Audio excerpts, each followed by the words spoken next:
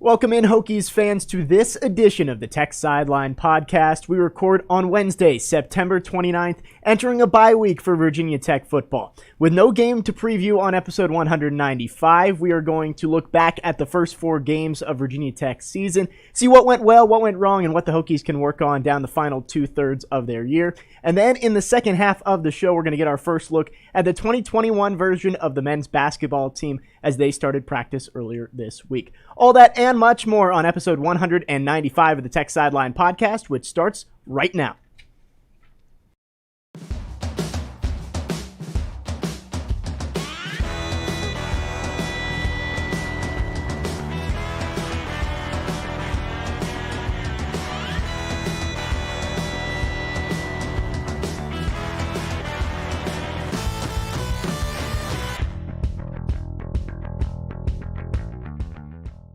We welcome you in, whether you're listening on Apple Podcasts, Google Podcasts, Amazon Music, SoundCloud, or Stitcher, or if you are watching archived on YouTube. We want to remind you, if you are on YouTube, like, comment, and subscribe. If you are watching live on YouTube, be sure to drop a comment or question in the chat below. That can be about football or basketball, and we'll have Will and Chris answer those at the end of the show. As always, the Tech Sideline podcast brought to you by the Southeast Regional Training Center. You can help bring Olympic hopeful athletes to Blacksburg and one of the best and fastest growing wrestling programs in the country. Go to southeastrtc.com to learn more and donate today.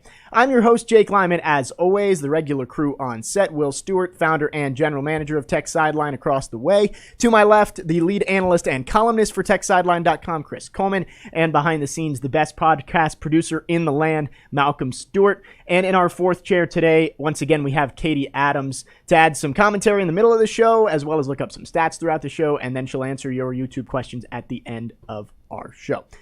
Before we get into it, if you are watching live on YouTube, you can tell that we have a little new addition to the show. You may be able to tell if you're listening as well with the new mics on set. Right, so I'm super geeked. This is something I've been wanting to do for a long time. We've got new microphones, and I've talked about this in previous podcasts. These are Electro Voice microphones, RE20s, which are like the standard for podcasters, and like if you go into a radio situation, like I'm on Rick Watson's radio show every Friday, and these are the mics that they've got in there. And we've got just some really cool, I'm sorry if you're not geeked about this, but I am. Got some really cool boom arms and shock mounts, and it just feels real big time now. So hopefully, so goal number 1 is to make it sound better. Our old mics were okay, but like in the last couple of podcasts, there were a couple of moments where I just kind of cringed because like we'd bust out laughing at something and they would go whack. And then I remember when Katie was doing the Dax Hollyfield interception stat, I went like that, and that did not sound good either. So hopefully we'll see how these come out. But the whole idea behind them is that they have less of what's called a proximity effect, so if my voice sounds richer and deeper, it's because I have a cold. It's not because the mic's a lot better. So anyway, enough about that. But I just think they look awesome. And if you're watching the video, these boom arms are really cool because they're low profile boom arms, and they are made to get everything out of your face so you can see the people that are talking. And like I said, I'm just really jazzed. So next steps are, and we've got Malcolm working on this, we've got 3 cameras, and then we've got a webcam over there on the 4th chair. We're trying to get a new video switcher in and get it set up so that we can have 4, 5, 6 cameras, however many we want. And it has been a challenge so far.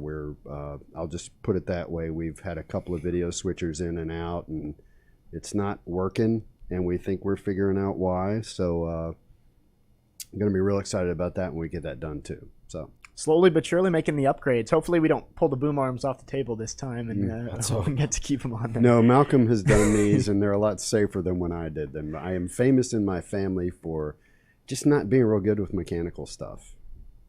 Well, we are enjoying the new mics. Hopefully it sounds better on the podcast online as well as on the YouTube. And we thank you for joining us here, episode 195 of the Tech Sideline podcast. It is a bye week for Virginia Tech football, so we're looking at what can we talk about this week is there's no game to preview this weekend. And I was scrolling through the last episode's YouTube comments, and James, there was no last name, but James in the YouTube comments was asking about how we kind of talked about this season being split into thirds. You got the first 4 games before the bye, and then those 3 games in a row at home before the final 5 games, 4 of which are on the road. And he wanted to know kind of how you guys grade the performance of the team so far. So I think for the first half of the show, we're going to kind of do a little report card here for Virginia Tech's first 4 games of the football season. We're going to go through a couple of positions, then we'll see how you guys overall grade the first 4 games and see where the Hokies need to go in the final 2/3 of the season.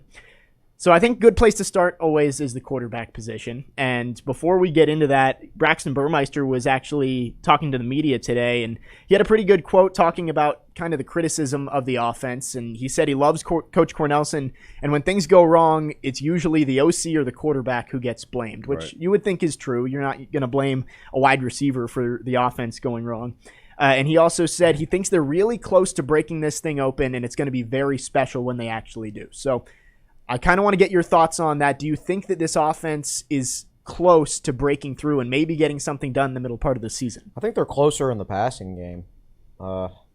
It's hard to say with the running game because we don't know when Janzi's going to come back or exactly what the offensive line will look like when he does come back. Or are they going to leave Tenuta at right tackle? Because if they do, where does Janzi play? Right? I mean, he was Tech's best lineman through the first 2 games and 1 quarter of the West Virginia game. So, like, to me, he has to be out there every play. Yeah. So I don't know how they're going to handle that. I do think they have been closer in the passing game the last couple of weeks. But I didn't see any signs against Richmond that they were closer in the running game. So I think they're closer to being competent in the passing game than they are the running game. That's my take. Yeah. I had a thought and then I totally lost it. So let's move on. Well, let's start with the quarterback, Braxton Burmeister. He looked good at some points, especially early on against North Carolina, but there's also been some inconsistencies there, not making a lot of mistakes. But overall, how would you rate the performance of Burmeister behind center this season? Well, man, I think he is Virginia Tech's second highest grading offensive player so far this year. He's a 73.5. Tavion Robinson's a 73.6. So it's really, really close. I think he's the most important player for the offense. He's been very good in the running game when he's scrambled. Yep. I mean, that's a dynamic dude when he gets in the open field. The passing game has been very inconsistent. His arm itself is inconsistent. His accuracy. He almost throws the ball through the uprights on one play to Trey Turner, and then the next play it's like a perfect dart. So, I mean, it can vary from one play to the next for him. I would probably give him a straight-up C because he hasn't been consistent in the passing game, but his running ability has been very important for the offense. There's just not many quarterbacks in this country that can convert a 3rd and 24 with their legs. You're not going to see that very often. Yeah. That's pretty cool. That'll be on a highlight reel for a while, that move he got past the West Virginia defense. Yeah. Somebody needs to cut out the little slice where that guy from WVU comes running in and just completely drops it all right there on the field while Braxton runs by him. I think that, Justin Fuente for Burmeister, he said a couple of things. He called him a freak athlete. Mm-hmm. Said he was cut, could jump out of the gym, fast as lightning. He's right about all those things. Yeah, he is correct about all those things. And he also said, I feel better about the passing game than I've felt since I've been here in my time at Tech. Mm-hmm. So that's a double-edged sword for a coach to talk like that. I noticed it, and we talked about it some during the preseason, where he was being more complimentary of his individual players, which is something that I think Fuente needed to learn to do. Go ahead and hype players up. You got to figure it'll help keep them out of the portal and to make them feel good about stuff. And unless it turns out to not be right, and then everybody's mad. And so that's the other side of the sword. You say those things, and then stuff happens during the season. And yes, he is a gifted athlete. He's a good runner. And I think when he runs the true read option, he's just phenomenal at executing that play. We haven't seen a whole lot of that. But the passing game really hasn't looked all that great. So that kind of stuff comes back to bite you as a coach. And that's when you start asking yourself, well, is this guy hurt? You know, that's kind of something we've talked about. Remember when Michael Holmes was the next Lee Suggs? Who said that? Billy Height. Wow. Okay, so it's just, you know, what are you going to do? Unless they go out there and they absolutely tear it up, you know, in which case you look like a genius as a coach and everybody's happy and all that stuff. So just wanted to kind of talk about that a little bit. I'm in favor of saying that kind of stuff about your players, but it does make you look bad if they wind up with like the number 100 offense in the country after 4 games, that kind of thing. Well, we've talked about Braxton Burmeister. I guess, could we dub it windmill watch with his right arm, whether he's actually injured or whether that's something he just does naturally? Or? He did say, he admitted in the press conference today that he has been banged up. Okay. He said the hit against Middle Tennessee really took a lot out of him, and he said the Richmond game was where he felt the least healthy of any point this season. The least healthy? Yes.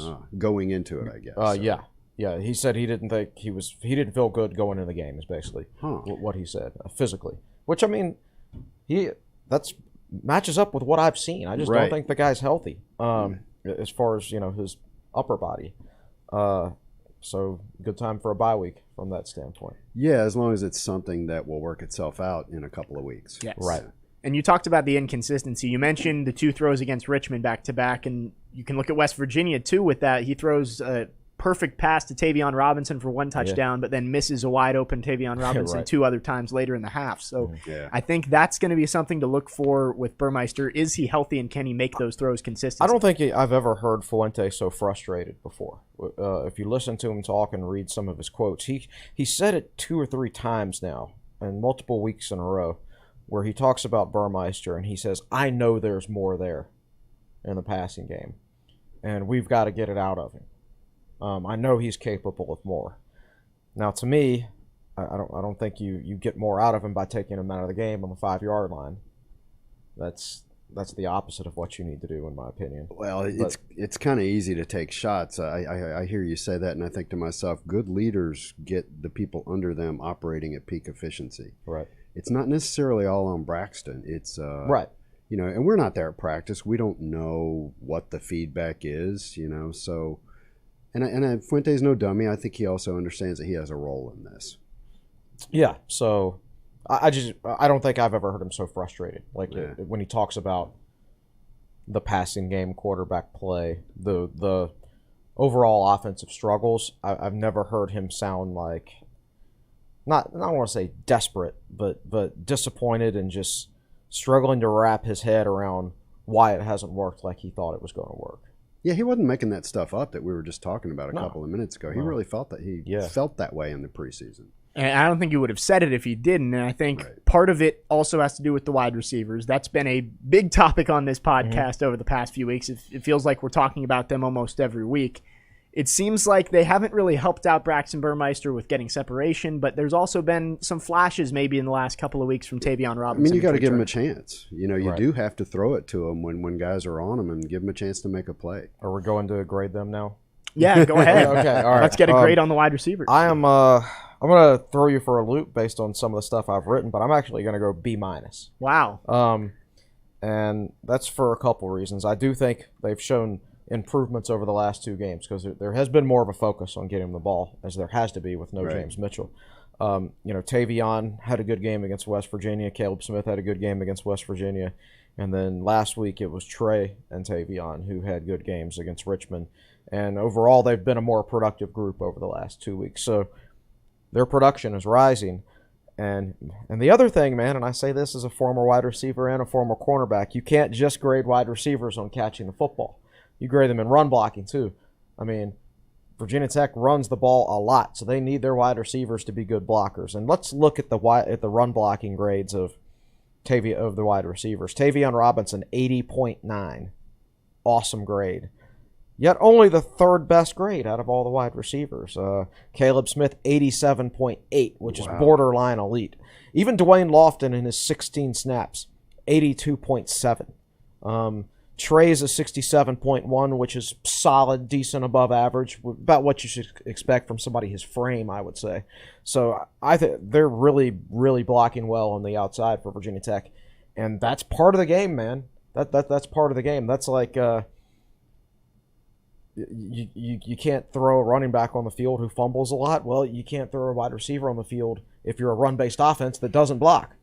So I'm giving them a boost based on where I was a couple weeks ago, based on their blocking grades and the fact that I think they've come around more the last couple weeks. So to drill down into that a little bit further, since you brought that up, so Malcolm, put the camera on me, and so this is a sheet of PFF grades, and this is a list of players, and they each get graded on offense in 4 different categories: the passing game, pass blocking, the running game, and run blocking. So you have 27 players listed here that have played various number of snaps, and they're getting graded on 4 different things. So 4 times 27 is 108. There are 108. Now a lot of these are blank because guys they haven't played a lot of snaps, but you have basically 108 grades being handed out here. And scanning it, 3 of the 4 highest grades in all this mess are wide receivers, run blocking. You have color shades anywhere from dark red to dark green or blue, even. And with dark red being the worst, and your green and your greens and blues being good, being the best. So you've got 4 shades of dark green or blue or whatever. And 3 of those 4 are run blocking by wide receivers, with the other being Kerry Blackshear. I knew I was going to do that at some point. With Raheem Blackshear in the passing game. Yeah, so it's interesting. Raheem Blackshear has 47 snaps classified as being in the passing game. He's got a grade of 86, so that's got to be on his. That doesn't include his pass blocking. No. That's a separate category. Just in the receiving game for Raheem Blackshear. So he's clearly had a huge effect, but we're not talking about him right now. We're talking about wide receivers. Well, looking at Caleb Smith, our last podcast, he was I don't even know how to describe it. There was somebody said that it was all Caleb Smith's fault last week. We're going to give him his props here. Out of all grades in all 4 categories, offensively and defensively for the Hokies, the highest grade is Caleb Smith's run blocking. 87.8. 87. That's just about as good as it gets in PFF. Yeah. So like we talked about, I'm not sure that he's a go up and win one-on-one battles kind of playmaker, but he's a good possession receiver. He's a guy who can run the slants, and he's very good blocking in the running game. And so, that's cool, figuring out what your wide receivers all do and putting them in a position to succeed and play into their strengths. Well, we started to look at Raheem Blackshear, and that'll take us into the running backs here.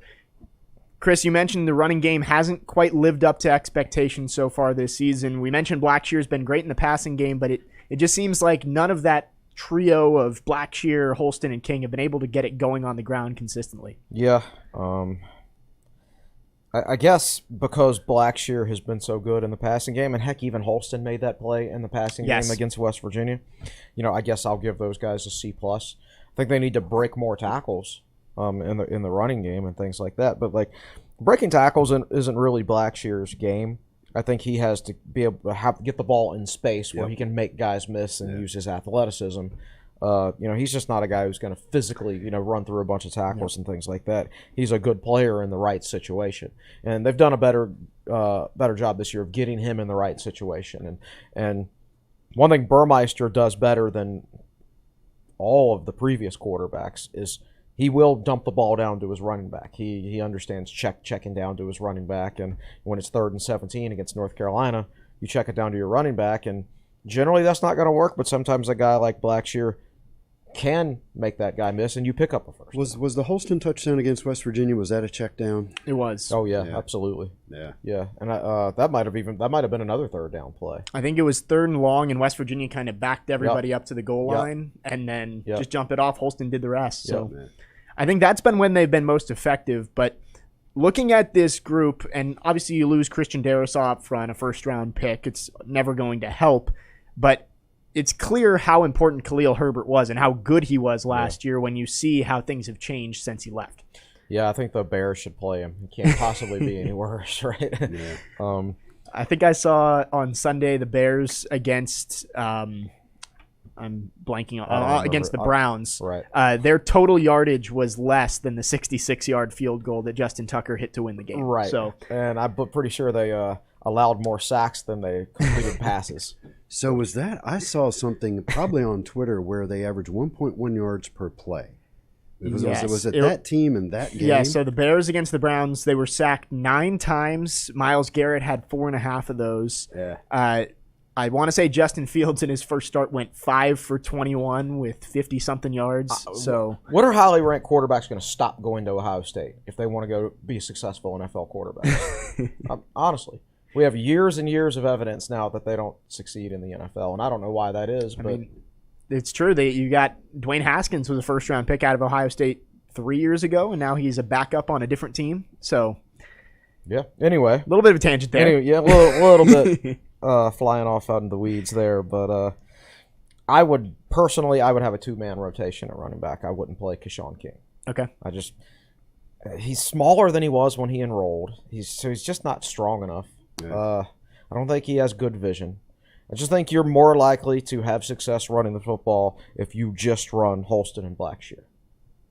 I don't think a 175-pound running back works in the modern game. Yeah, and Virginia Tech does so many things with their offense. You know, the Braxton scrambles a lot. They throw to the wide receivers. They throw to the tight ends.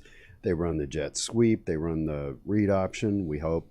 They run their traditional running play. They do so much that the other argument to support that is there's just not enough carries to go around. No, and I don't think he does anything better than the other 2 running backs. Like, he's certainly not going to be as strong as Jalen Holston. Yeah. I mean, he'd be more explosive than Holston if he could actually get into the open field, which he never can, because if you get a hand on him, generally he falls down, and he doesn't have great vision either. I hope he proves me wrong, but and I know you want to play as many guys as you can to make sure nobody goes to the portal and blah, blah, blah, but I just think they should play 2 running backs. I actually thought the running game was better against West Virginia when they only played 2 running backs. I think if you put their carries together, Holston and Blackshear in that game, it was something like 21 carries for 89 yards or something like that. That's dominant. That's not dominant, but it's solid. Yeah. And it's better than what it was this past weekend. So this past weekend, Jalen Holston, his first carry of the game, he gets a 16-yard gain around the right end. It was in that succession of plays where Virginia Tech picked up a first down on their first 30 plays. Where they just went boom, boom, boom. Yeah, and you think, oh my God, we're going to win 45-0. You know, we're rolling. He didn't get another carry until the second half. Yeah.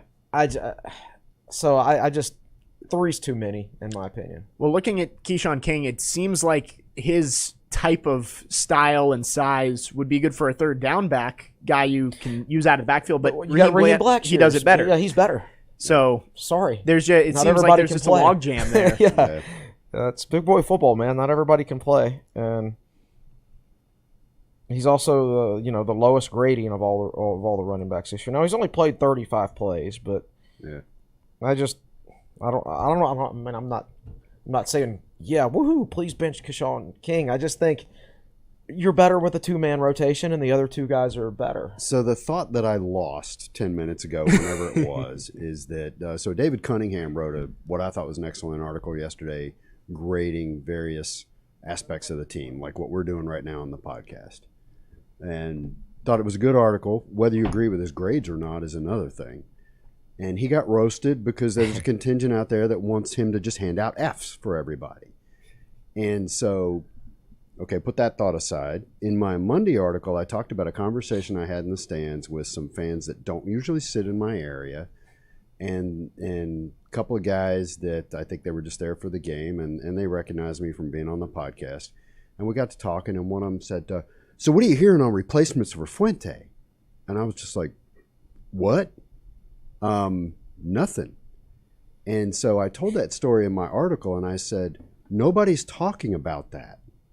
And I got roasted by fans saying, oh, we talk about it all the time. And I'm like, no, that's not what I mean. I know fans talk about it all the time, but that's not a thing in the athletic department right now. It's the 4th game of the season.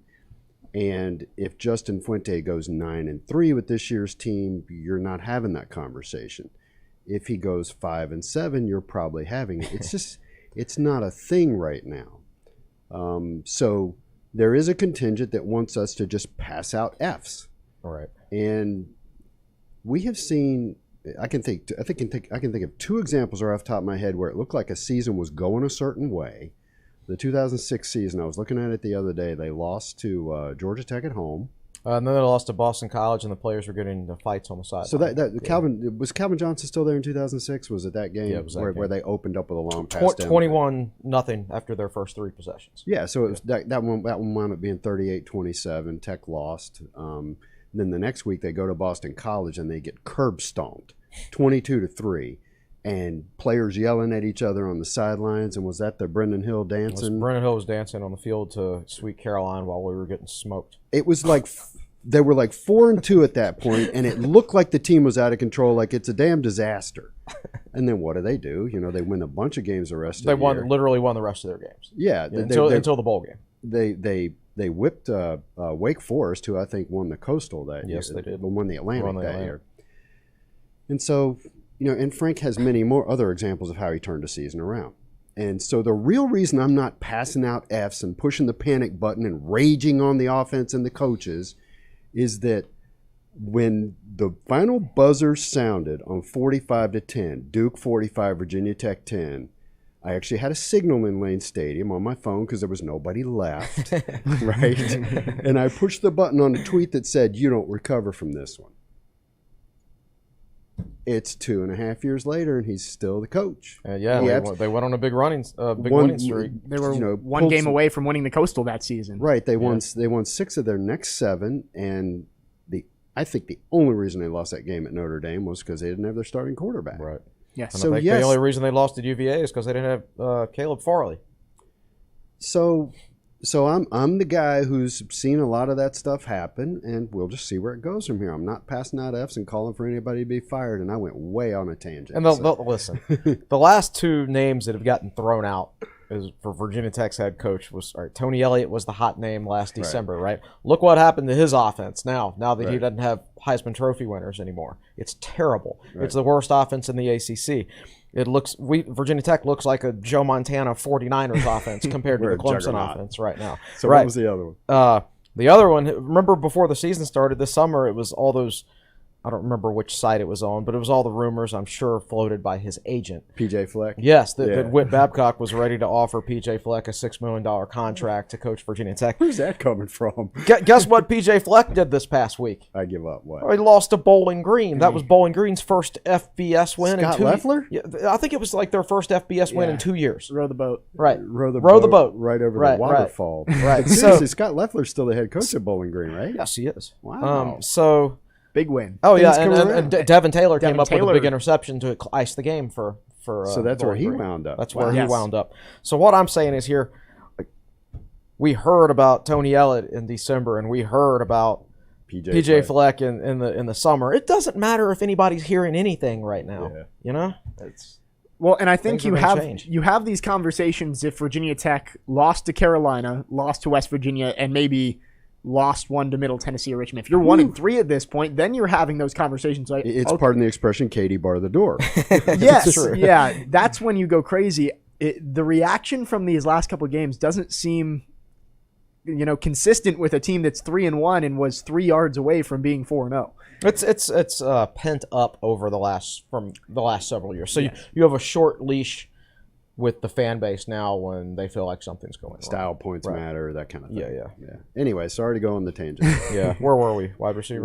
We finished running backs. Oh, we finished running backs. Okay. Let's jump into the offensive line. The offensive line's been a little bit scrambled. I mean, we saw Brock Hoffman playing right tackle against West Virginia, and then Lacita Smith moves over to left tackle against Richmond. So I'm not sure you can give a real true grade for the group right now because they haven't been healthy, but it's been solid when they have had that whole group together. Yeah, it was better, I think, against Carolina when they had the whole group together. That said, a couple of key players this year that were very good players for Tech last year are just not playing well this year. Hoffman hasn't played well. Tenuta hasn't played well. Tenuta was better when they switched him back to right tackle against Richmond, but still nowhere close to his grades last year. Last year he was a 60. Last year he was graded out like an 85, third best player on the offense behind Darisaw and Herbert. Yeah. So Tech legitimately had the best offensive tackle duo in the ACC, and then this year he's a 63.2. Yeah. I mean, Brock Hoffman is the lowest grading player on the offense besides Parker Clements, who's only played 10 snaps. And Brock Hoffman's grade is a 47.6. His run blocking grade is a 41.7. Yeah. I mean, the baseline PFF grade is 60. So you got to be doing a lot of things wrong to get down in this red or deep orange color. So to me, it's two key guys on the offensive line are just playing nowhere close to their potential. They played much better last year. They're capable of so much better, and I don't know why. And that's as big a problem as anything else. Like sometimes it's hard to like watch an individual lineman and say that guy's playing well or that guy's playing poorly and things like that.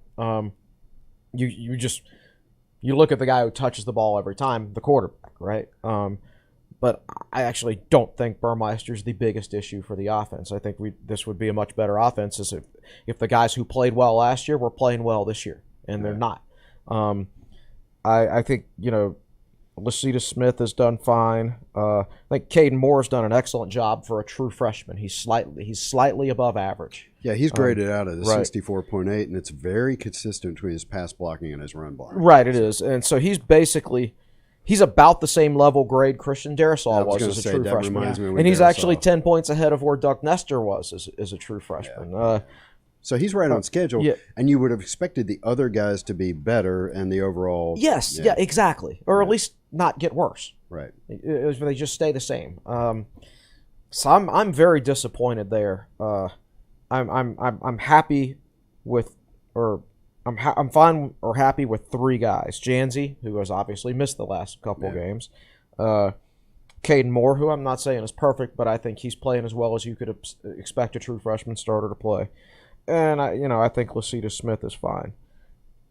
But so it's hard. It's really difficult for me to give him an overall grade. But quite frankly, I'm disappointed that the two veterans who have played 1,000 snaps in their career, maybe, they're just not getting it done. And I mean, I give them probably a D+ because of that. Because of just based on expectations. So the question becomes, how do you get things headed in the right direction? That is the question. And honestly, I just don't think it's an X's and O's thing. Or this guy's playing this position and let's move him over here. I mean, some people thought Tenuta, he just can't play left tackle and we should switch him back to right. Well, he did start at one game at left tackle last year against Pitt, and he dominated.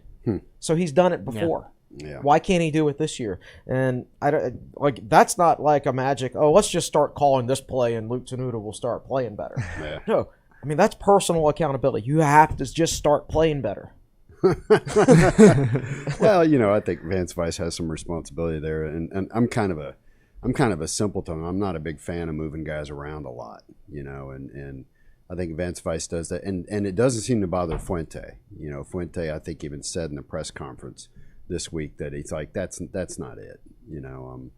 So certainly the offense can get better if Burmeister starts playing better, gets a little healthier, whatever it is that's bugging him. If you really start figuring out what receivers do we hit, when and where, and if you can figure out the O-line problems, things will get better. It's not just all about play calling.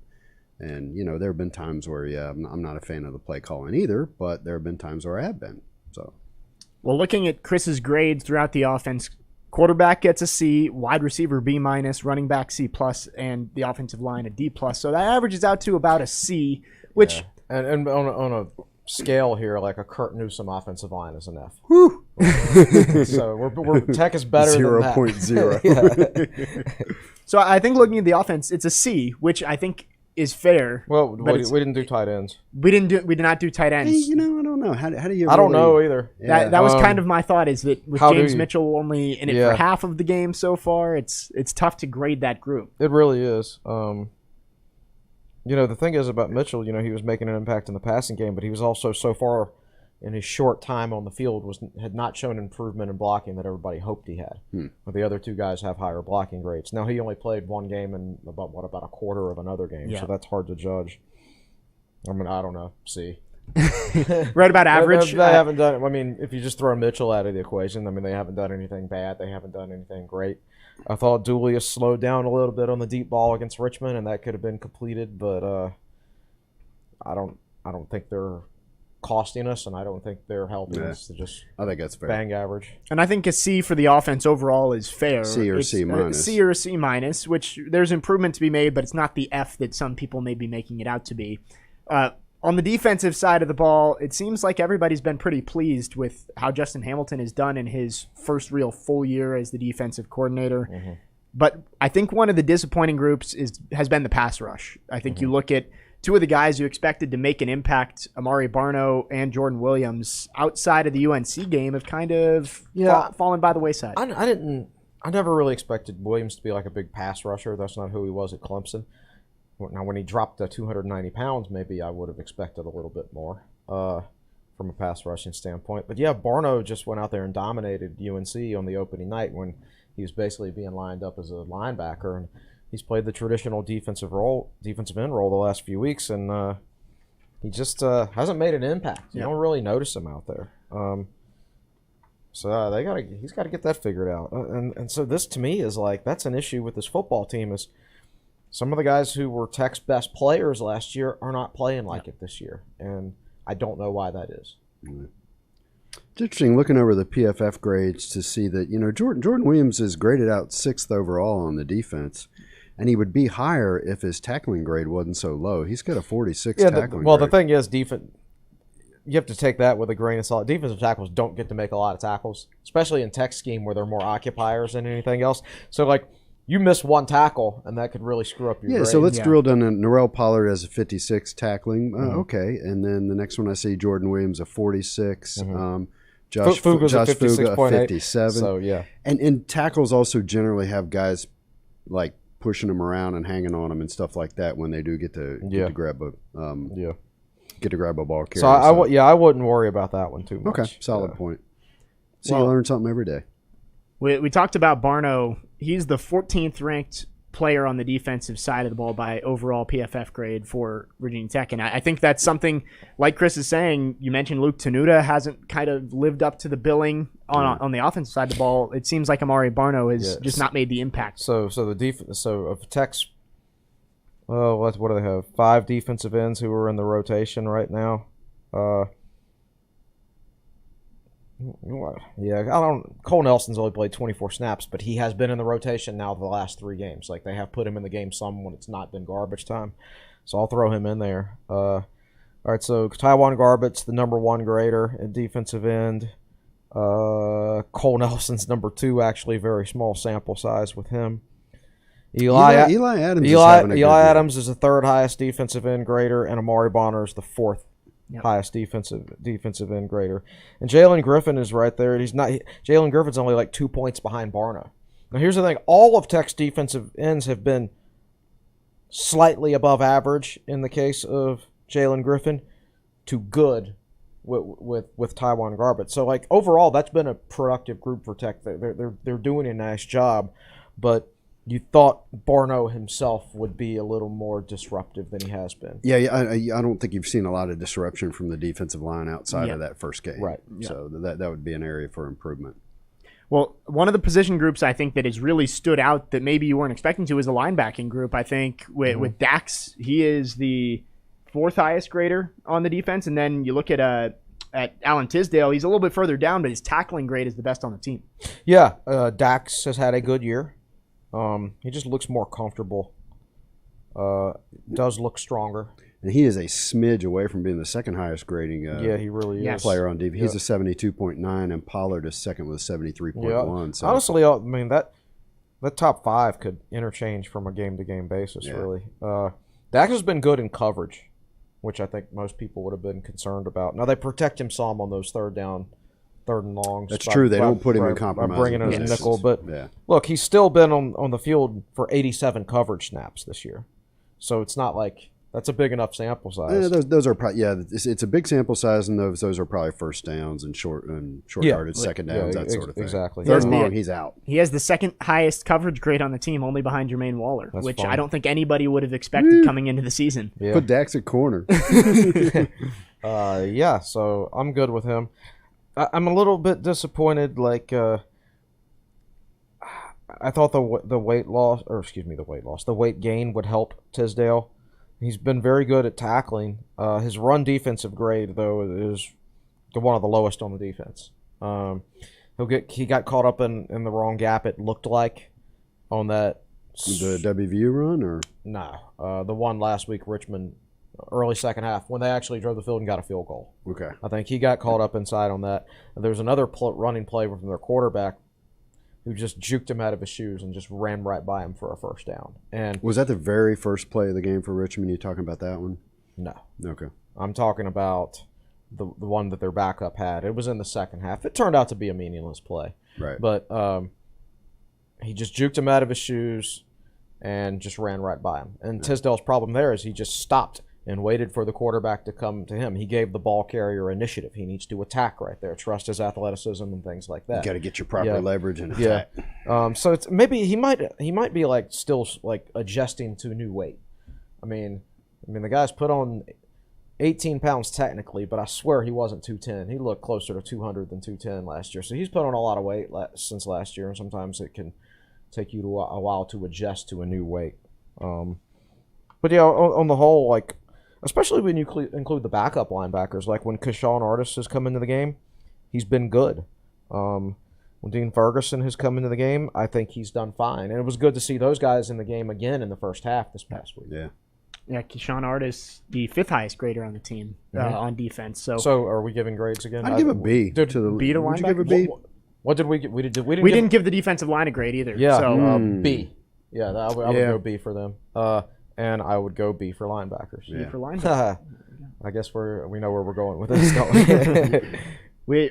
We've taken a little too much time here on the first half, so we gotta go through this. Secondary, Quick. I think, has been possibly the strength of the team so far, especially obviously Jermaine Waller, 3 picks in 3 games. Yeah. Well, the great thing with Jermaine Waller is, just that he has returned and he's in top form. Mm-hmm. Now his coverage grade. I remember the year that he and Caleb Farley were both healthy.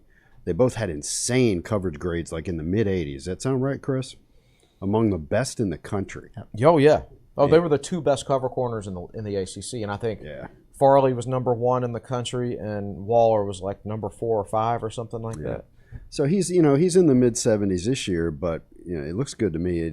I was just worried that it was one of those nagging things that would never get better, and I'm not seeing that. He's playing good football. Yeah. He's playing good football. Dorian Strong's playing good football. Chapman had a couple of bad plays against West Virginia that he'd like to have back, but other than that, he's playing pretty well. The safeties have been kind of hit or miss. Nasir Peoples played really, really well against North Carolina, but he has not played very well since, to be quite honest with you. He's actually one of the lowest graders on D. He's the lowest grading starter on defense for Virginia Tech, full-time starter. Interesting. Yeah, and you haven't seen, and I know he's had an injury, but like Keonta Jenkins, after starting the first game of the season, just like last year, then he kind of disappears. Last year he started the first 2 games of the season and then barely played the rest of the year, and I assume that was because of some kind of COVID issue, and maybe he didn't get back into rhythm and everything like that. But the same thing's kind of happened again this year. I'm not entirely comfortable with Tech's safety play. I'm comfortable with their cornerbacks completely. Yeah. I think their job against North Carolina was easier to a certain extent because of the way North Carolina's offense operates. Sam Howell, like that, they really took away Sam Howell's first read, and he struggled to get to his second read. And it's obvious a lot of times where their first read is going. And Virginia Tech was able to shut it down. And the games since then have been a different style of passing offenses, and I don't think they've adapted well to the other styles of offenses that they've played. I'll put it that way. Obviously, they dominated Richmond. That's an FCS team with a backup quarterback.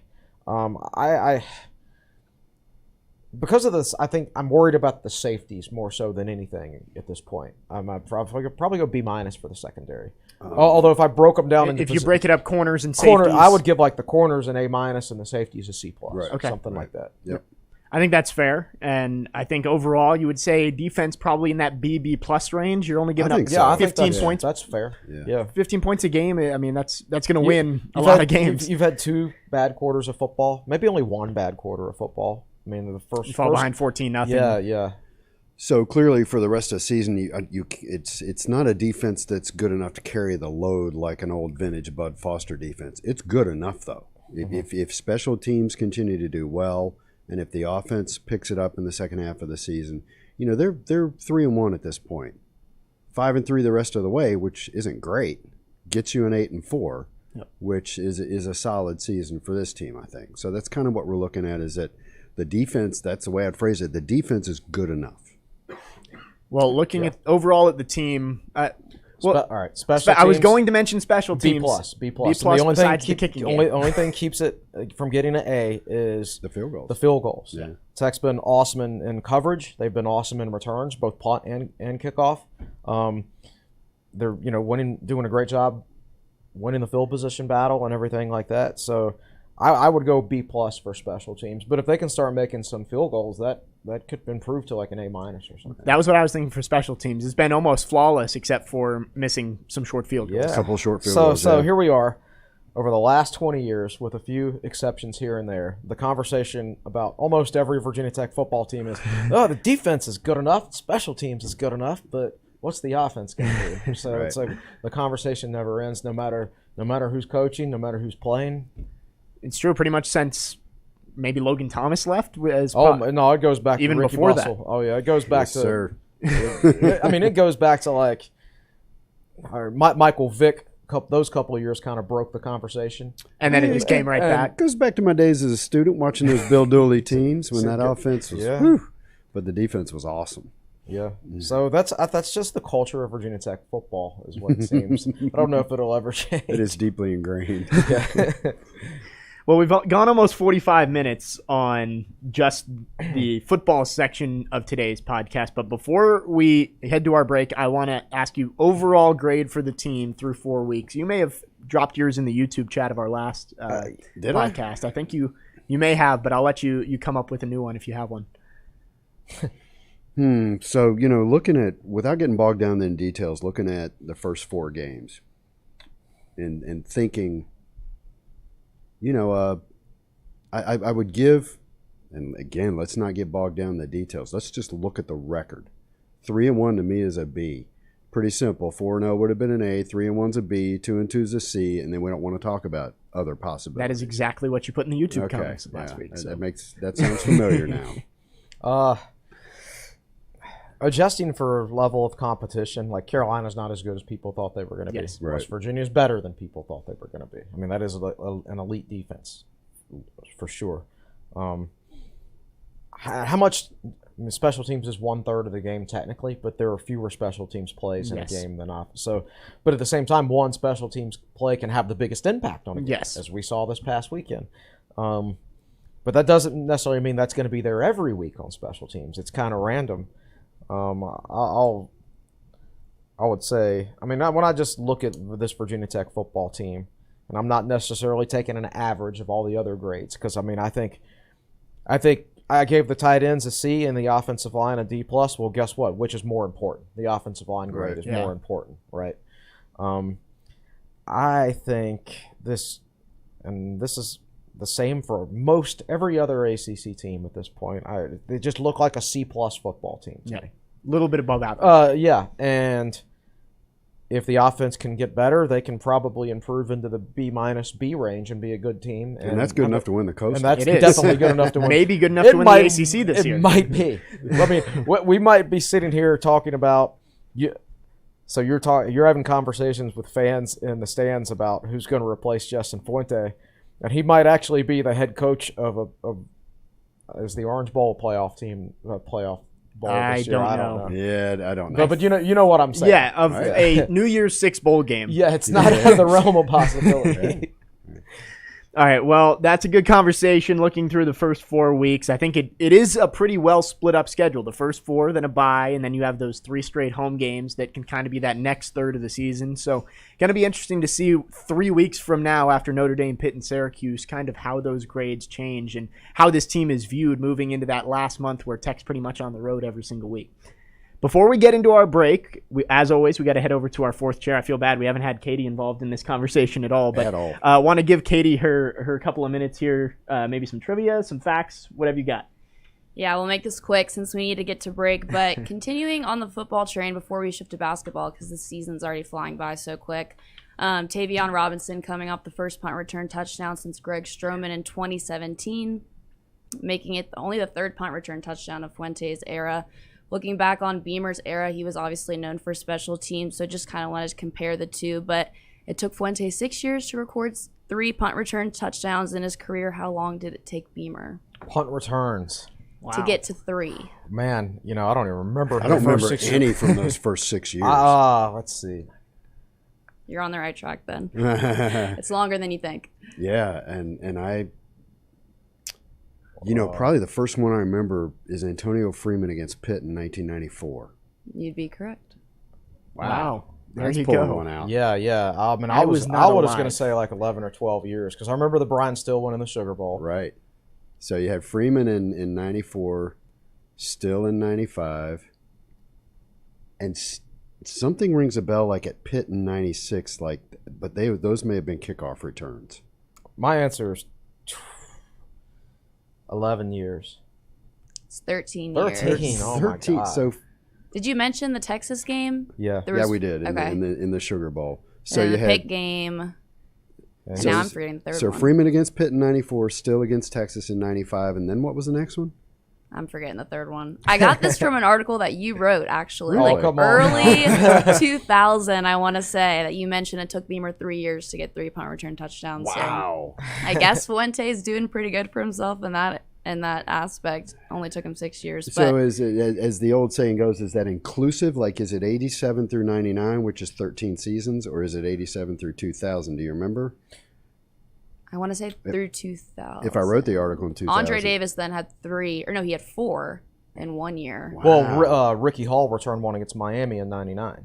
Right. So that might actually be the third one. Could be the third one. Wow. Unless like Angelo Harrison returned one in 98 that I don't remember.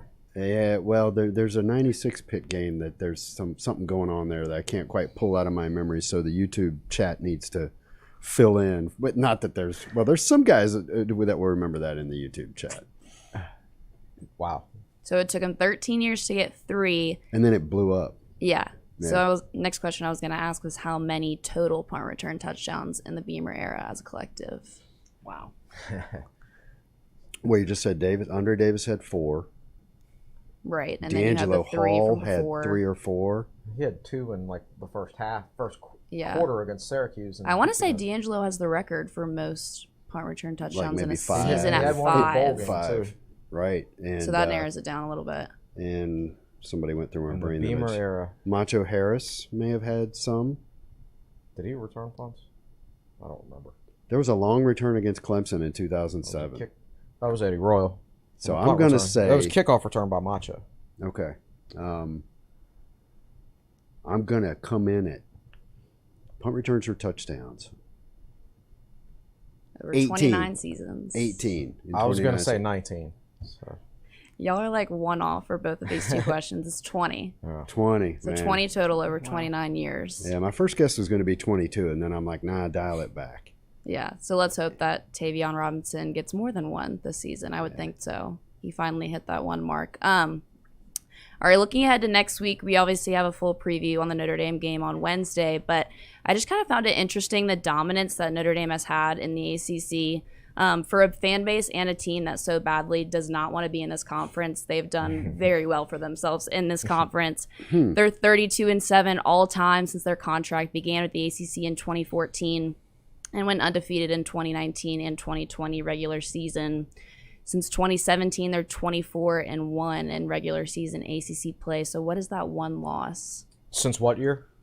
Since 2017, they have 1 loss in regular ACC play. Okay. Who did they lose to in... Well, they beat Clemson last year. They did beat them in the regular season. Yep. And they won. ACC They went unbeaten last year and the year before in ACC play. She just said that so it was 2018 or 2017. I mean, the easy thing would be to guess Clemson, that they encountered Clemson somewhere along the way, but I don't think that's the answer. It's not Clemson. Is it Atlantic or Coastal team? It's a coastal team. Coastal. I was going to say Pitt. No. Really? North Carolina. I forgot about this game too Miami. when I watched the highlights Miami last. beat Yes. Notre Dame. That's what it was. Really? Yes. Yeah. I remember that. Brian Kelly, the reason that he was so worried about coming to Blacksburg a couple years ago is because they went to Miami and lost. Ah, Yep. interesting. I remember that. I'm Miami, sure Miami waxed lost the floor with Notre Dame. They beat them 41-8 at Hard Rock in 2017. What? So this was also the first year of the turnover chain. So this was maybe the last time that Miami was what Miami should be. I'm sure they lost to Florida Atlantic the next week. Well, I remember that 2017 game that Tech played in Miami. I remember Miami. Oh, their defense was good that year. They had a talented team. Yeah.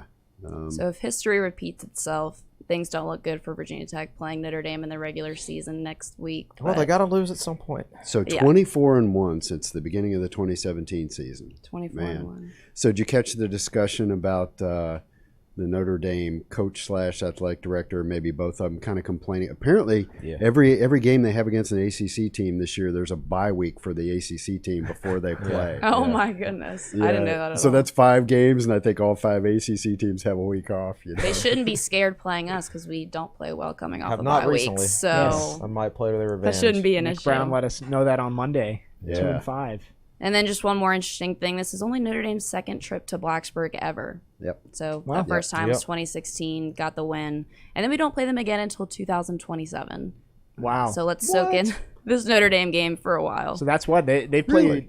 Tech and Notre Dame played 4 times in the last 6 seasons, Something like and then that. don't play again until 2027. Or we can Wow. finally get a chance to play Louisville, who's actually in our own league. I think Tech played them last year because of Not, COVID. not at home, though. I think they finally play them home in 2025 or 2026. I don't Wow. remember. Yeah. All right. Well, thank you, Katie. Those were good again. The trivia. Yeah. Tough ones. That's fun Tough stuff. ones. All right, we're going to take our break here on episode 195 of the Tech Sideline podcast. When we come back, we'll do a quick little dive into hoops, talk about the roster, how it's changed since last year's NCAA tournament team, and we'll also look at the schedule, which came out last week for the Hokies in ACC play. Stay with us here on episode 195 of the Tech Sideline podcast. We'll be right back.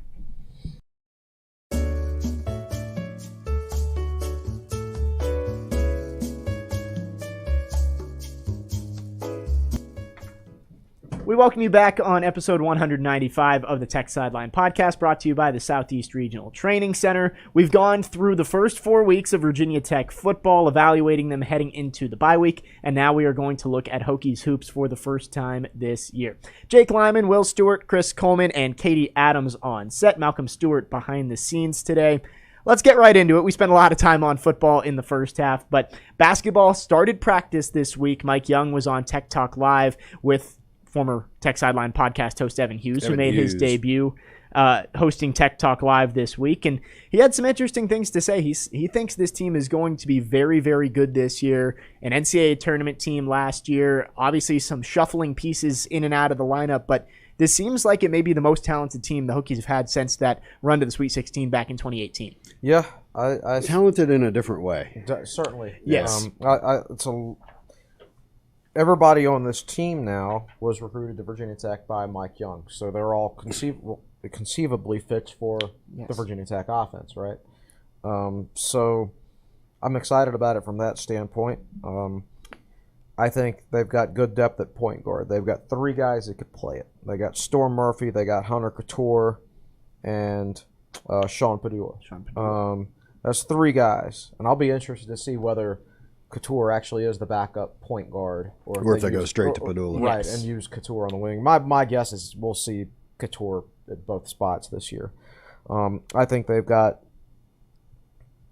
obviously multiple players who can play center with Keve Aluma, John Ogiako, Lynn Kidd. How ready he is, I don't know. We'll see. They've got multiple players that can play the 4 spot. You could put Aluma at 4 and play Ogiako at center against certain matchups. Or you could just, keep Aluma at center and play Justin Mutts at 4. And then obviously you've got Gassan who can play 4. So you've got multiple options at 3 of the 5 positions. Where I'm really worried about are those 2 wing positions. It's been gutted by The 2 loss. and the 3. Losing Bama Sill, losing Jalen Cone, losing Tyrese Radford at those positions. So basically, you've got Naheem Aline starting. Oh my gosh! I wish this roster was sorted differently. So they're going to start Storm Murphy and Naheem Aline. Right. You would think Hunter Couture probably starts on the other wing. You would think so. Yeah. And then Aluma and Mutts down low. right. Yeah, Right. I think that's what he said on Tech Talk Live. Yeah, I think that's probably right. Now the question to me is so when Storm Murphy has to come off the court, does Couture slide over to the 1 spot? And if so, who comes into the game? Who's your backup wing? Well, Darius Maddox could get some more run on Maddox, but he's really your only option there as far as a pure wing player. He's the only player on the team who is 6'5". Right.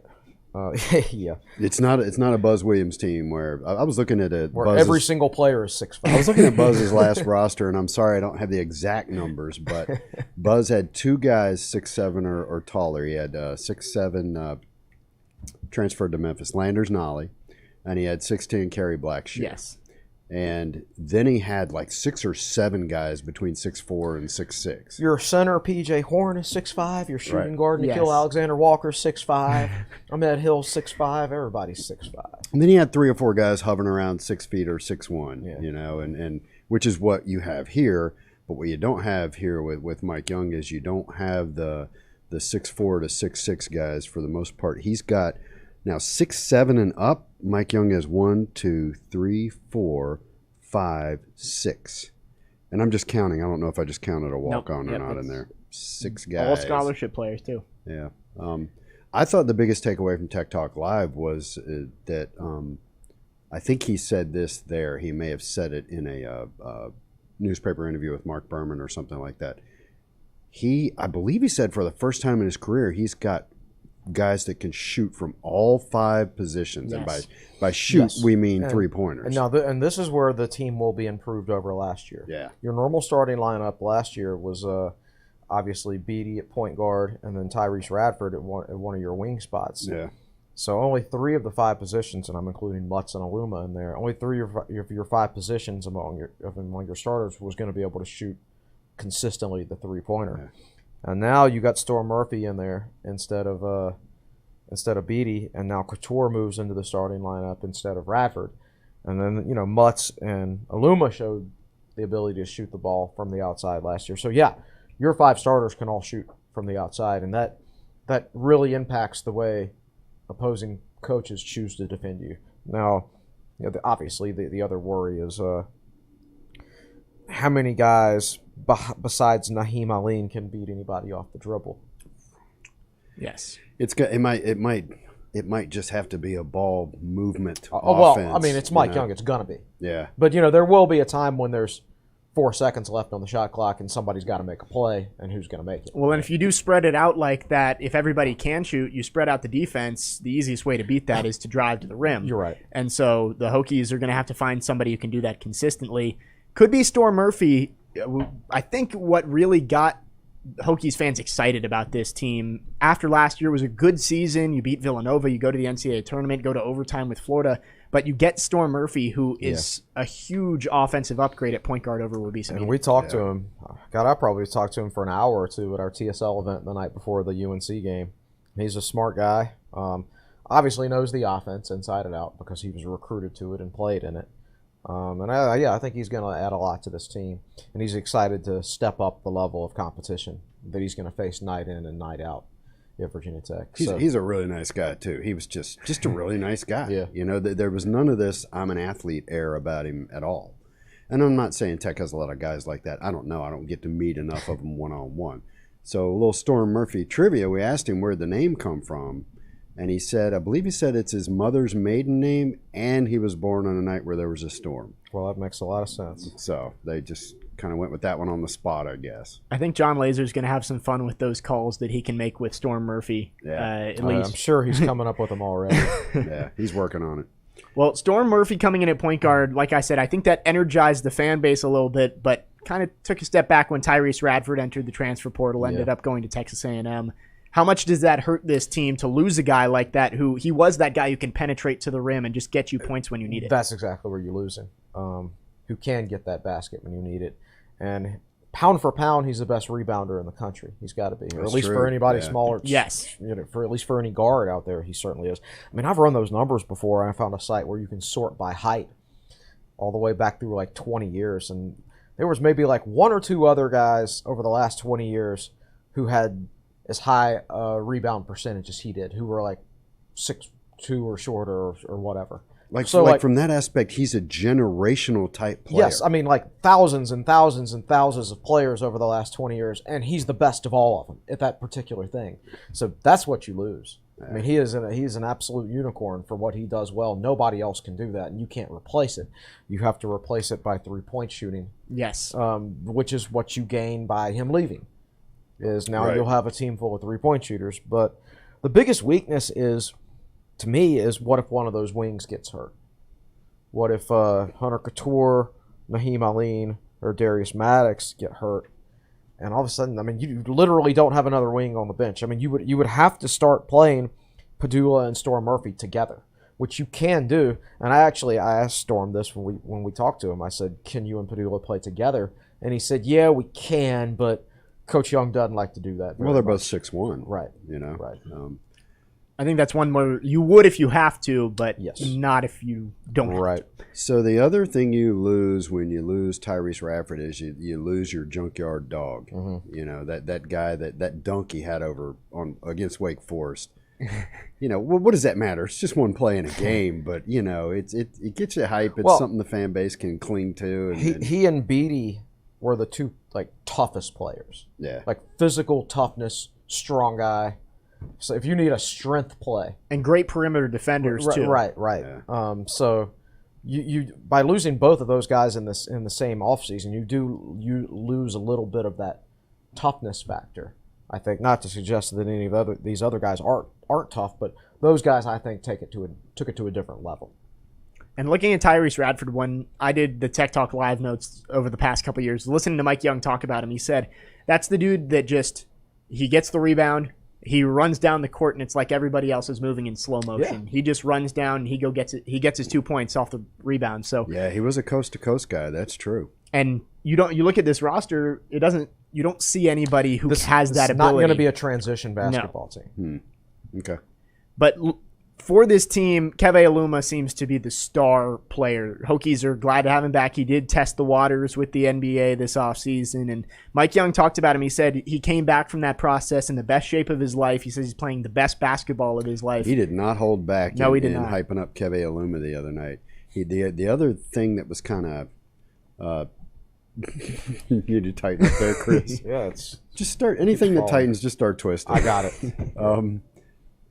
He said when Aluma went to whatever the workouts are or whatever they do, Mike Young said it became very apparent in like the first day or two that he wasn't going to go. So getting into that atmosphere and getting to work out with those coaches and those players, he figured out pretty quick that he was going to stay. So that was interesting. And then, yeah, you're right. Mike went on to say apparently whatever Aluma saw and experienced inspired him to work even harder and get even better. So that's very cool. Yeah, I think, well, you go to that camp and you go up against a bunch of guys who are almost NBA ready, right? Yeah. And you realize you got a lot of work to do if you ever want to be that ready. And you've only got 1 year left to do it. Yeah. So yeah, it's going to kick you up a notch, I think. So that's the good thing. I'd actually never thought about that before. No, not from that perspective. When a guy, tests the waters and gets to go to those camps and work out for those coaches and against those players, and they really learn what a step up it is. But not every player's gonna. So let's assume that yes, something clicked in him, and he's like, I thought I was doing well, but I need to do even better. Not every player is going to respond like that. Some are going to go maybe in a scenario like that and go, I guess my current team's holding me back. I need to transfer out. Right. You need to go to Kentucky. Where I'll get better prepared than I am now. Right. He looked inward as opposed to blaming outside factors for not quite being that's certainly ready. true. Mike Young had a good quote with that too. He's saying that, like, I can tell people as much as I want, like, hey, you're not ready, you need to come back a year, but you go a few years ago, you go work out for the Lakers and Magic Johnson tells you that you need to come back, go back to school. Let's go carry a little You're more going to weight. respond to that a little bit more. Yeah.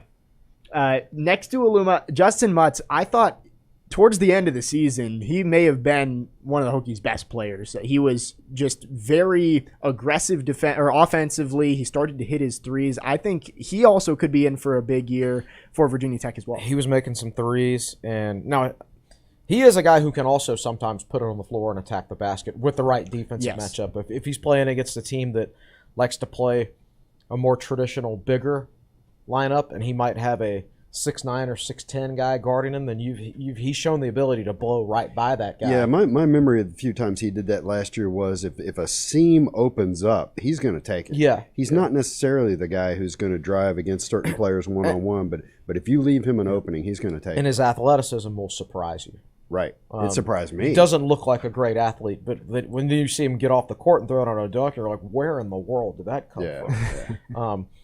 So, yeah, he's a very well-rounded player, well-traveled player. Yes. He's a well-rounded person. He's an interesting guy. Yeah, he is an interesting guy. He's got 2 degrees now, too. I want to say he finished graduate school or at least 1 degree last year as well. So and he's only been in school 3 or 4 years now. So when we had that event last summer, and I've actually talked about this on the podcast, I say last summer like it was a long time ago. It wasn't. And we were trying to figure out which basketball player to invite. And I really wanted to invite Mutts, because I've seen some interesting interviews with him. I'm like, I'd like to meet that dude, but wound up going with Storm by a narrow margin. Being on the press conferences last year, he was probably the most fun guy to talk to. Yeah. Like Keve Aluma, you talk to him, he's going to give you that 1-sentence answer. Justin Mutts, he always had some entertaining answers. I listened to him on Tech Talk Live when he was on there, and he has deep thoughts about a lot of things. Yeah. And Bamisile was really interesting. It's kind of I wish he still played. He is a really interesting guy. Yeah. What a shame that this happened with Tyrese Radford, and then Jalen Cone transferred after Bamisile, because Bamisile transferred to play more, because he's at the point of his development where he needs to play more to get better. He can't just practice. And he missed his whole senior year of high school too. Right, exactly. So now he would have gotten a chance to play more. If he had known how things were going to play out, would he have stayed? Yeah, exactly. I think possibly the most interesting group of players on this roster is that group of, I guess they're listed as juniors on here, but they could be COVID sophomores. Couture, Aline, Ojiako. I think Couture and Aline, it was like you saw flashes like Naheem Aline in the NCAA tournament last year. Oh, yeah. Unbelievable. Hit the shot to send it to overtime. Hunter Couture had games like that as well. John Ojiako, he was injured before the season and never really settled in. But those 3 guys developing and turning into consistent contributors for Tech, I think could be the make or break point of the season. Well, I think it's now or never for Ojiako, to be dramatic about it. Right, and hopefully he got a full offseason of development, a healthy offseason this year, because not only did COVID slow everybody down last year, but then he was hurt too, so he was late coming back. I don't think he started practice until, December? Something like that. I don't think he played in his first game until January. Maybe. Yes, and he barely got any minutes even when he did get into the game. Exactly. So, he's a guy who could potentially replace a few of those Radford rebounds, because somebody's going to have to replace him, and it's going to be by committee, of course, but he can help there. He just needs time and development and coaching, and because of his injury last year, he couldn't get those things. So I do think he has talent. I thought he started to show flashes towards the end of his freshman year. So hopefully things go in the right direction there this season. Yeah. But we've also got Lynn Kidd here. Yes. Who the people we know who are like scouts and AAU people have said Lynn Kidd is a very advanced offensive player for someone his age, but just way behind defensively. 6'10", 240 for those of you who are not familiar with the measurables. Yeah, so depending on how much progression he has made on the defensive side of the ball will depend on how much he plays. He gets Jalen Cone's number 15. They're very similar. He's wearing the same jersey. Well, I think that could be important. Kidd and Ojiako, they're those big 6'10", 240-pound guys. Just getting maybe one of them to be able to be in that rotation and give good minutes to the Hokies could be huge to have that guy in the paint. I think when I saw John Ogiaco step onto the court for the first time last season, I was shocked to see how different he looked. I mean, a year in the weight room did a lot for John Ogiaco. It's just getting on the court and getting those minutes. Yeah, now it's about just playing basketball, man. He's got to play. Well, the schedule was released. We've known a lot of the non-conference games for the last couple of months, but the ACC schedule was released last week. Before we get into that, I do want to talk about some of the notable non-conference games, and the first one you have to talk about, obviously, is in that NIT preseason.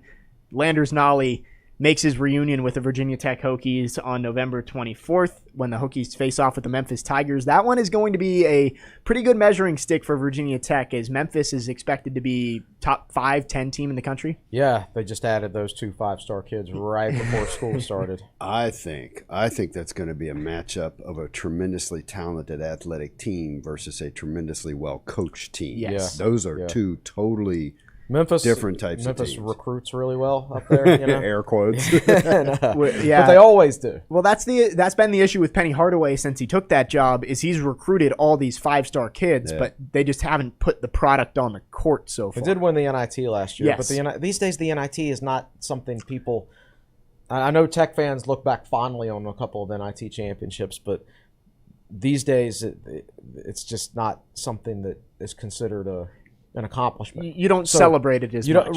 Right. So, well, it does mean you played well for 4 games in a row, well enough. Or 5 and maybe it games, gives you a little whatever it is. momentum heading into next season. right, and then but you don't even know if like the other teams you're playing even care about playing in the NIT. Sometimes they do, sometimes they don't. Right. I think the closer they get to New York, assuming they still do the thing where the Final Four gets to go to New York, I think the closer they get to New York, the more they care. But first couple rounds, who knows? But yeah, I mean the whole schedule this year. Not only is it 20 games of, ACC hell, but the non-conference schedule it's like you take the Seth Greenberg non-conference schedule and you completely flip it, and that's what you've got this year. Yeah. Like, you remember all those years Tech didn't make it because their RPI stunk and their strength of schedule stunk, and that would not be the case this year if RPI was still used in part of the formula. That is the most difficult non-conference schedule that I can ever remember in Virginia Tech basketball. I'm actually a little scared by it.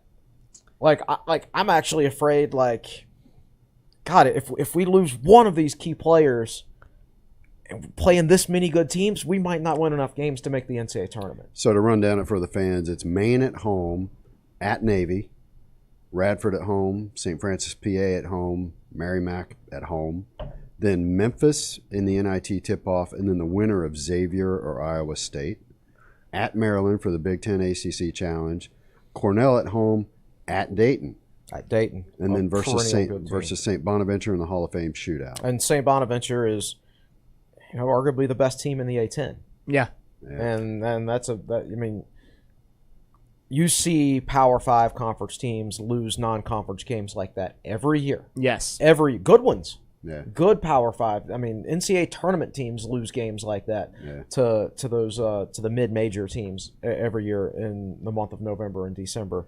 And there's just so many challenges there on that non-conference schedule. But the thing is, man, you win 20 games, and your computer numbers are going to be awesome. And Virginia Tech will not be an 8 or 9 seed this year, as we've seen so many times in the past, if they win 20 games playing this schedule. What was Tech seeded last year? 9 seed. 9. 9. Just, just like most years in the history of Tech basketball. Well, I mean, you look at that schedule, Memphis, either Xavier or Iowa State. You've got Dayton, Maryland, and then St. Bonaventure. Those 5 games are high-level opponents that Tech's going to play, but that will prepare you well for the ACC schedule as well. It just definitely should. Because there are teams in the ACC that aren't going to be as good as some of those teams that Tech's going to play non-conference. It's just good because if you think about back when they played 16 conference games, and they were playing 13 to 15 out-of-conference games, and a lot of those just stunk. They were 7 or 8 games at home against teams between 250 and 350 the RPI. And you get to where if you open up with a bunch of those lousy games at home, the players it's almost like in football when they get to the fall and they've had enough of hitting each other and they need to go hit somebody else. Yeah. In basketball, we've had enough of beating up on Maryland Eastern Shore. I'm sorry, Ace, I know you spent some time there. We've been beating up on Maryland Eastern Shore. Let's But this kind of, you don't exactly hit the ground running, but you don't have to wait long before you're playing some good games. Yeah, and you get a very early game at Navy. Yeah. Navy's not an elite program or anything like Then that, but it is a road game. Then you got 3 at home, and then you got the NIT thing. So there's a little bit of a ramp-up period there to get is. you to that Memphis game. There are some kind of gimmies early, but then as soon as you get past them, all those non-conference games are hard, and as soon as you end them, it's by the way, they are starting ACC play right in December. Yes. Right. So I believe first ACC game is at home against Wake. Wake Forest on December 4th. So we're just sitting here talking about the non-conference schedule, but the honest truth is the non-conference and conference schedules they stagger each other. Yes. Dude, let me jump in here and say that when this schedule got released, this is incredible, at Duke and at North Carolina during Christmas break, and they instead of scheduling them in Castle, and they're staggered. Yeah, like Christmas is in between both of those games. So that they're a week apart. It's phenomenal. Tech plays UVA, Duke, and UNC over winter break. So I'm sitting here thinking, what bowl game? I'm sitting here thinking, I'm dreading it because there's going to be a bowl game right around then, and you're trying to prepare for a bowl game, trying to prepare for Duke basketball, UNC basketball. So there's going to be Chris and David are going to have a little bit of a long week that week. There's going to be no Christmas this year. That's what it's going to be. Yeah. Well, speaking of a long week, it's going to be a fun one for Tech basketball fans between February 12th and February 19th. Syracuse, UNC, UVA. All within a week in Castle Coliseum. I don't think I've ever seen a slate of home games that close together, that good. I mean, it's going to be a fun week if Tech can maybe take down a few of those teams as well. Wow. Yeah, and which one is Big Monday? That would be UNC. Okay. Yeah, Nice. So Saturday, actually what I've got here, are you looking? I'm looking, I wrote this down. So Okay. it's I'm looking at our schedule, which I copied from Hokiesports.com, but I copied this a couple of weeks ago. I've got Syracuse on Saturday, February 12th, Virginia on Monday, February 14th. Okay. That's So you get I Syracuse. think- that's Valentine's Day. Big Monday, Valentine's Day. Okay. yes, you're right. So I did that's mess that. UVA. Yeah. UVA is Big Monday on Valentine's Day. And then Carolina the following Saturday. So you got to play Syracuse and immediately turn around and play This Virginia. probably won't happen because winning 3 games in a row against really high level competition is very difficult to do. But can you imagine if Tech beat Syracuse, UVA, and North Carolina all in the same week in basketball? I mean, my head would explode over that, man. But, there's certain teams you just enjoy beating. And I'm not even talking about UVA in that group. I enjoy beating Syracuse more than any of them, to be honest with you, because of all those years in the Big East. History lesson, when Tech was in the Big East for basketball in 4 years, Syracuse never once played in Castle Coliseum in those 4 years because Jim Boeheim told the Big East, I'm not playing there. Yeah. Right? And they said, yes, sir, Mr. Boeheim, whatever you want. So now he has to play in Castle Coliseum, and when he does, he generally loses. So wait a minute. So bring me up to speed. He's still coaching them, and Buddy is still there. Yep. Man, Buddy's And a problem. Buddy's man. brother is there as well. Hope his brother's not as good as he is. Let's hope not. Well, all right. So I'm sorry I threw us off track, but I love this schedule. The ACC really did Tech some props. I'm excited that we hired David Cunningham because I can actually go to basketball games as a fan. The Buzz Williams era is what I always wanted as a basketball fan, and I spent that entire era covering it like an idiot. And I could never go to a game as a fan and actually enjoy it. Well, Bill Roth didn't have his program spooled up yet. That's right. Yes, but that's true. So I'm actually going to go to games as a fan this year. It's going to be great. Well, It's a good schedule to do it against too, man. It's true. The ACC did schedule. They helped out with Tech's schedule 3 home ACC games over winter break. I think I'm going to go to Charlotte for St. Bonaventure because why not? There you go. It's just a good overall schedule. Yeah. If I really wanted to go to Annapolis for the Navy game, I guess I could. Or College Park for Maryland. I've been to College Park before. Don't ever want to go back. Katie's over there shaking her head now. All right, well, that was a little dive into Hokies hoops in 2021. We're going to do probably a bigger preview later on when we get closer to basketball season, just about 50 days out from tip-off of the year. The first game is November 9th, 9th. so we're pretty far away. So we still got some time, but, by a week we figured we'd jump into Hokies hoops since they started practice this week. And the first media opportunities with them will be on Monday, and Dave will be there covering that. So we'll have some content for that on TechSideline as well. Now I think it's a good time to head over and check on some YouTube questions, so I'll send it over to Katie. What have we got in the chat today? Sticking with the basketball discussion before moving back to football, Justin Thomas asks, have we done a good job filling our roster holes with the talent needed to take that next step being ACC title contenders in Sweet 16 appearances, or is more recruiting needed? I like the experience level of this team, and I think they're all system fits. And I think that's the best way for Virginia Tech to build a program over time. I don't think how Buzz won could be sustained at Virginia Tech. I think if you ever want to get to that level, you need to build it like UVA built it, quite honestly. Like UVA gave up on trying to recruit against Duke and UNC.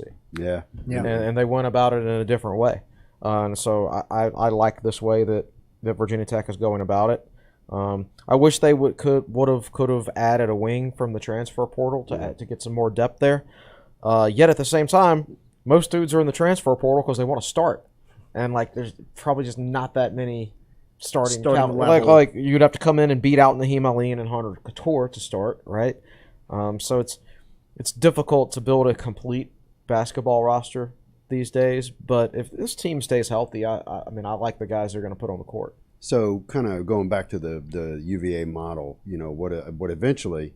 They had some good players early on, but what eventually really made that program take off, in my mind, I don't follow them all that closely, they had a couple transformational players. I mean, Ty Jerome and Kyle Guy were really good players.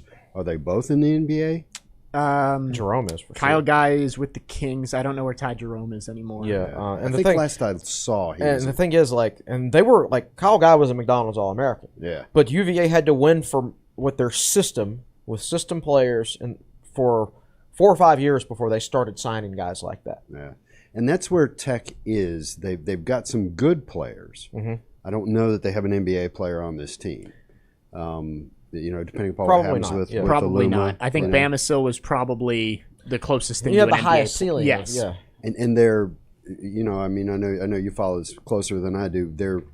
They're bumping their head against the ceiling with some recruits. They're in on some really good recruits. Right. They were quite getting. They were in on Tyler Nickel, and he was all set to come to Virginia Tech. His high school coaches and AAU coaches all thought he was coming to Virginia Tech.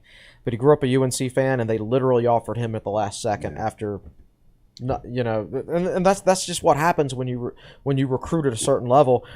The ideal recruits for Virginia Tech is – recruit the highest ranked players that UNC and Duke don't want, because you're not going to be able to get anybody that they want. You almost have to root for UNC and Duke to get their highest targets way up there, right? So they don't take down the middle yours. one. Right. Yes, right. And even then, like as good as Jerome and Guy were, they stayed 3 and 4 years. I think one of them left early. They stayed 3. Yeah. They stayed 3, and then you brought in guys like Mamadi Diakite and DeAndre Hunter, who are NBA players. Right. So they when they won the national title, they had a lot of NBA talent on that team, but it took them a long time to build to that point. I mean, Tony Bennett wasn't in there signing NBA guys in his first and second year at UVA. They had to show that they could win over time. So Virginia Tech, make the NCAA tournament again this year, and then make it again next year, and then you can tell recruits, we've made the NCAA tournament 7 out of the last 8 years or something, like whatever it'll be. You can come here and play on the big stage, not just during the year, but at the end of the season. Well, and you could even say 7 straight because that's technically didn't count. Right. So good question. Jumping back to football, Scott Glessner asks, if Virginia Tech gets to their last couple of games and the Coastal is still in play, what would Fuente do if Braxton Burmeister gets dinged up? Does he try Bullock since he can still redshirt him, or does he stick with Kadum? Wow. I mean, the thing is, a guy like Bullock, I mean, he wouldn't be getting any reps right now. He's going to go in and go through practice. Going to go through the first 15 minutes of regular practices with the quarterbacks, but then he's going to go over to the practice squad and run the other team's offense. Yeah. So unless Fuente is coaching the practice squad right now, which sometimes he does, because he feels like it gives the team a spark when he goes in and coaches a practice squad, then it's really going to be, it would be hard for them to judge the development of Bullock when he's with the practice squad every day, right? Now they're getting a good look at him right now because they're giving him more time to backups in the bye week. Right. I'll answer the question. No. He'd go with Kadum. Yes, he would, and I don't think. You don't have to worry about the red shirt because if it's just for the last couple games, I mean, there's a 4-game red shirt. Yeah, that's how the question is phrased. If you're down inside that last 4 games, right, and the Coastal's in play. If the Coastal's not in play, If the Coastal's not in play, I think you go Bullock. Maybe. I would at that point. Well, remember you got a guy who's you got a guy who, at that point, if your quarterback gets trying hurt, to keep his job. Is right, that how we right. should phrase it? Yeah. Does that factor into his thinking and everything like that? I don't know. I think either way they turtle up with either one of those. Oh guys at no quarterback. question. No question. Do you think maybe if it was Kadum, you would kind of have a Kadum-Blumrick duo that would kind of interchange? Where Blumrick just runs the ball all the time? Maybe. I think I've seen him throw in practice, and I think he can throw. You said he can throw, but can he pass? Right. I mean, if he couldn't stick at quarterback at A&M, and now he's third string at Virginia Tech behind a guy who doesn't have a strong arm, then he's probably just can't pass. He can throw, but he can't pass, right? I think it would be more of a situation where you're not going to have him run a passing offense, but if you want to run a play where maybe he does a pop pass or something like that, well, dude, not 90% of college football teams right now in this era are just hanging on by a thread because you can't get through the first month of the season and your quarterbacks are quitting the team in the middle of the season so they can go. So they can sit out they take their year and sit out and go play somewhere else the next year. Somewhere else. So how many teams actually, if they face that situation where their starting quarterback gets hurt, are going to be able to be prepared to? I mean, I don't think that many. Much of anything. Yeah, I mean, even look at Clemson, man. Their 5-star starting quarterback can't even play. So how bad do you think their backup is? Yeah. So anyway, to answer the question, I say Kadum. That's who they. I would agree with that. All right, let's do one more if you've got one, Kate. Yeah, one more. Jeff Beaver asks, what do you think the odds are that Virginia Tech ekes out a close win against Notre Dame to go 4-1 and then loses 4 out of the next 7 games to end up 7-5? Oh, man, I don't have the schedule right in front of me. It's a very specific question. I can see that happening.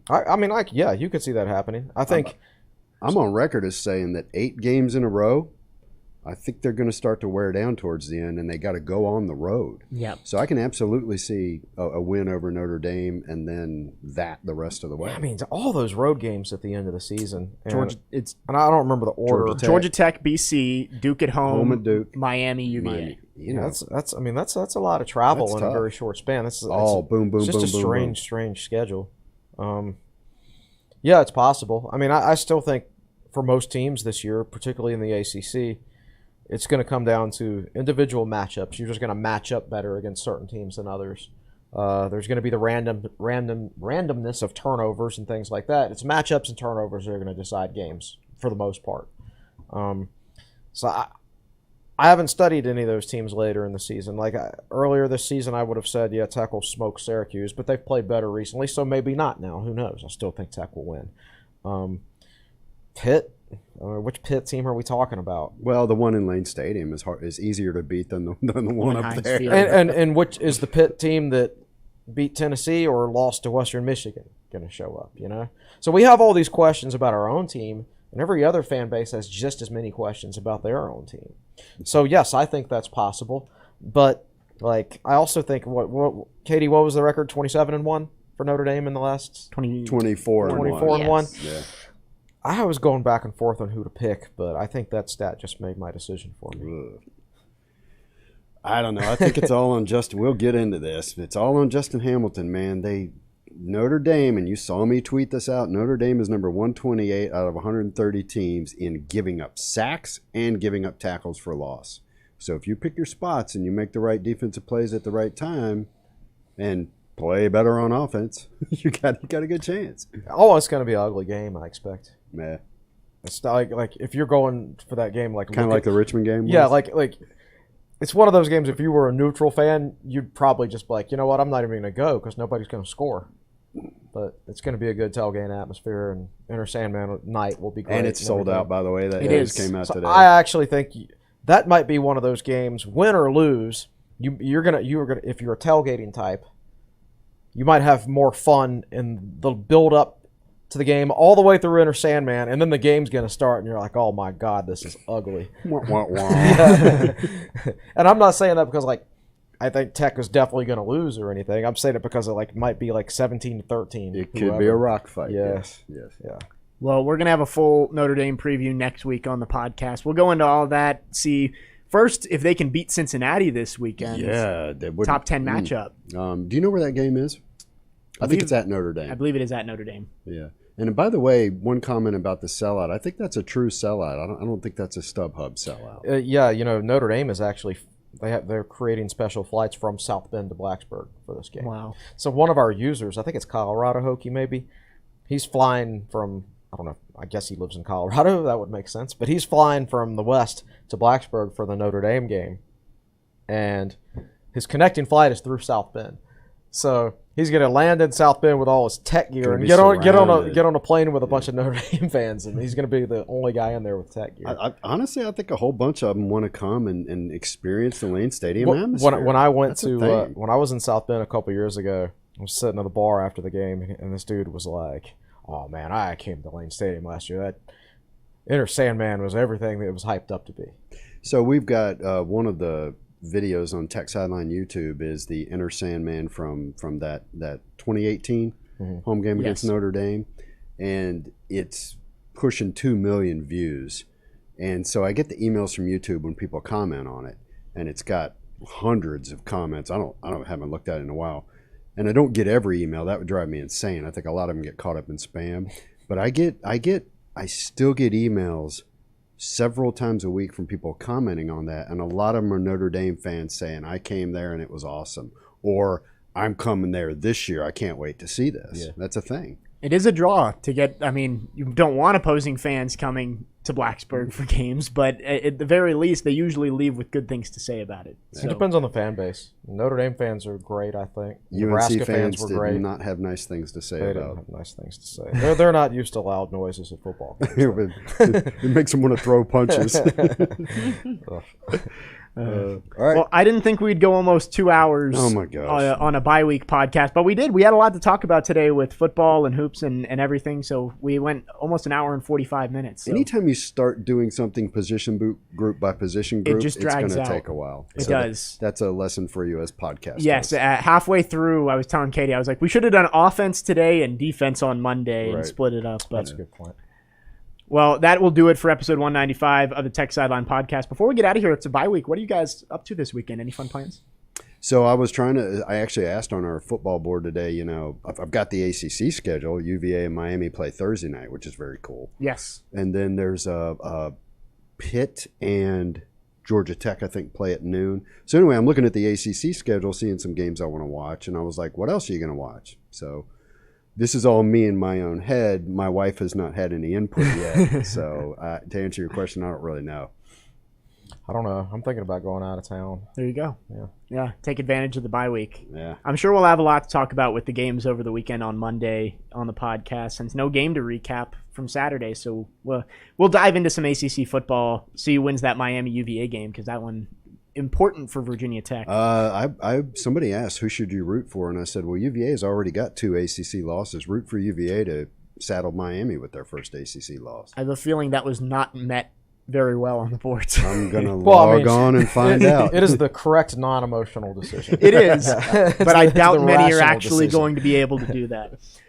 All right, well, that does it for episode 195 of the Tech Sideline podcast. We went through the first 4 weeks of Tech's football season and also took a little look at Hokies hoops coming up in just over a month on November 9th when the Hokies open their season. Want to thank everybody on set today. Will Stewart, our founder and general manager. He is at Will Stewart TSL on Twitter. Chris Coleman, our lead analyst and columnist, at Chris Coleman TSL on Twitter.